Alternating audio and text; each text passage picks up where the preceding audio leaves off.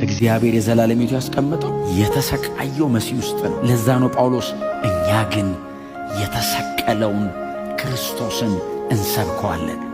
the crucified Christ, not only the suffering የተሰቃየ ብቻ አይደለም፣ የተሰቀለ ultimately ኢየሱስ ክሩሲፋይ ሆኗል። አየ የመረጠው መሞቻ መስቀል ነው። መስቀል ማለት በዘመናት መካከል እጅግ በጣም ክፉ የተባለው አሟሟት መንገድ ነው። ሮማዊ ዜጋ ከሆንክ በመስቀል አይቀጡህም። ለምን? ለዜጋቸው እንደዚህ አይነት ሞት አይገባም። ምንም ብታደርግ ምንም ሮማዊ በዚህ አይነት መንገድ ካፒታል ፓኒሽመንት እንደዚህ አይሰጥም። በተለየ መንገድ ይገሏቸዋል። የመስቀል መንገዱ ከሞቱ ይብሳል። አብ ከሰማይ ጨከነ ብዙ ልጆችን አይደለም ይለው ቁጥር 10 ብዙ ልጆችን ወደ ክብር ለማምጣት እኮ ነው የሚለው። እኛን ወደ ክብር ለማምጣት አንድ ልጁ ላይ ወሰነ። እግዚአብሔር የጨከነው እኔን አይቶ ነው። ድነት ይሄ ነው። ሲቃዩ ይሄ ነው። መከራው ይሄ ነው። የሮም ነገስታቶች ሲሳለቁበት በፊታቸው አቁመው የአይሁድ ንጉሥ ነህን ይሉታል። እሱ ከአይሁድ ንጉሥ አይደለም፣ የነገስታት ንጉሥ ነው። የምድር ነገስታት እኮ ገዢ ነው ነህ እንዴ ይሉታል። ካህናቶቹ አቁመው ፊቱ ሊቀ ካህን ተብለው የተጠሩት እሱ እኮ ነው ሊቀ ካህኑ። እኔን ለማዳን ዝም ያለው ኢየሱስ እኔን ለማዳን መመለስ ይችላል፣ ማጥፋት ይችላል። ሊያግዙት ሲሞክሩ ሰይፋችሁን መልሱ ያለው ሰይፉን የመዘዘውን ሰውዬ ለማዳን፣ ጆሮ የተቆረጠውን ሰውዬ ጆሮ ለመለጠፍ ብቻ አይደለም፣ ለሱ ሰውዬ ዘላለም ሕይወት ለመስጠት ኢየሱስ እዛ ድረስ መውረድ ነበረበት። እሺ ብሎ ወረደ። ድነት ሳልቬሽን አይ ከጨጓራ መዳን አይደለም ድነት፣ ጉንፋን ማስለቀቅ አይደለም ድነት። አምላክ ሰው ሆኖ መስቀል ላይ ነው የሞተው። አይ የሆነ የሞተ ሰው አምጥቶ ተጸልዩለት ተነሳ አልተነሳ ይሄ አይደለም ድነት። ሳልቬሽን ከዘላለም ሞት ዳንኩት ነኝ። አይ ሞት ኢንተራፕት የማያረገው ሞት የማይበጠብጠው ሕይወት የተሰጠኝ ኢየሱስ ሞቶልኝ ነው። ሞት ለምንድነው የማያስፈራ? ኢየሱስ ሞትን ይዞት ሞተ። የንጽህናውን መጠን ይኸውና የሰውን ልጆች የኃጢአት ጥልቀት ይኸው። ኢየሱስ የዚያ የኃጢአት ጥልቀት ውስጥ የገባው በዛ ንጽህናው። ኃጢአት የማያቀውን እርሱን ኢየሱስ ኃጢአት የማይሰራ አይደለም፣ ኃጢአት የማያቅ ነው። አያቅም ኃጢአት። ንጽህናው በሰው ቋንቋ ሊብራራ የማይችለው ኢየሱስ ኃጢአት ሆነ። እኔ አይደለም ያልኩት፣ ገላትያ ምዕራፍ 3 ኃጢአት ሆነ። በዚህ አንደርስታንዲንግ ተከተሉት። መሰቃየቱና መሞቱ ሁሉ አይናችን ፊት ይምጣ። እውነቴን ነው የምነግራችሁ። የሚያደርግልን ነገር አታስቡ፣ የተደረገልንን አስቡ። ካረገልኝ በላይ ምን ያረግልኛል? ከሆነልኝ በላይ ምን ይሆንልኛል? ከሰጠኝ በላይ ምን ይሰጠኛል? ከዚህ በኋላ ምንስ ቢሰጠኝ ራሱን ከመስጠት በላይ ምን ይሰጠኛል? የመጨረሻው እኮ ክብሩ ነው። ክብሩን ሰጠኝ። የመጨረሻው ማንነቱ ነው። ራሱን ሰጠኝ። መስቀል ላይ ሞተልኝ። አልበቃ ብሎት እኔ ውስጥ ገብቶ አደረ።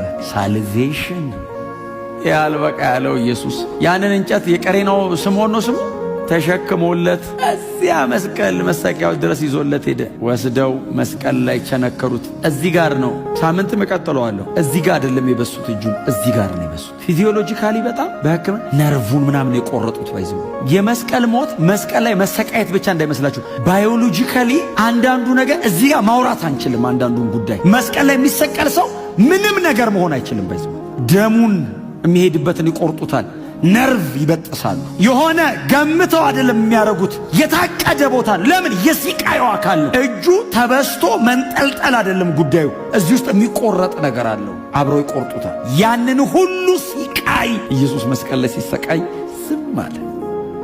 አልበቃ ብሏቸው ጎኑን በጦር ወጉት። ዮሐንስ ነበር አይደል እንደዚህ ብሎ አየ። ጎኑን ሲወጉት የወጣውን አይቶ ዮሐንስ ብቻ ነው ያየው። የጻፈው ደምና ውሃ ወጣ ከጎኑ። ደም ብቻ ሳይሆን ውሃ ድሬን አረግ። ተጠማው ማለት እኮ ሲስኮሲስ ድሬን ማለት ውሃ ጠማኝ አይደለም። ፈሳሽ አለቀ ከሰውነቱ። ቆዳው አጥንቱ ላይ ተለጠፈ። ምንም ፈሳሽ ሰውነቱ ውስጥ የለም። ሙልጫ እዛ ደረቅ እንጨት ላይ የኢየሱስ ደም ፈሰሰ። እንጨቱ በኢየሱስ ደም ራሰ። የዓለምን ሁሉ ኃጢአት የሚያስወግድ የእግዚአብሔር በግ። እግዚአብሔር ያንን ደማይ ከሰው ጋር ታረቃለሁ። የድነታችሁን ራስ በዚህ መንገድ ፈጽሜዋለሁ። ብዙ ልጆችን ለክብር አመጣለሁ አለ። ቻለ ኢየሱስ። ለእኔ የተከፈለ ነው ወዳጆቼ።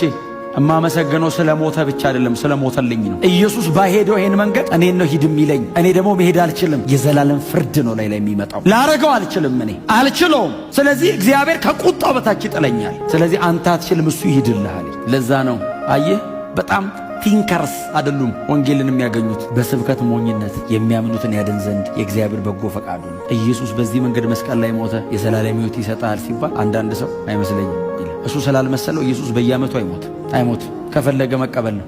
ካልሆነስ አምሶሪ እግዚአብሔር ልጁን በየዓመቱ አይገልም። የመጨረሻው ይሄ ነው። ድነት በእኔ በኩልና በእግዚአብሔር በኩል እኩል አይደል። ይሄን ብዙ ጊዜ ነው የምናገረው። ድነት በእኔ በኩል ቅድም አላያችሁ ሞተልኝ ስንል ኤክሳይትመንቱ እንዴት ኢንጆይ እንዴት እኔ መሆኑ ነው ማጣው።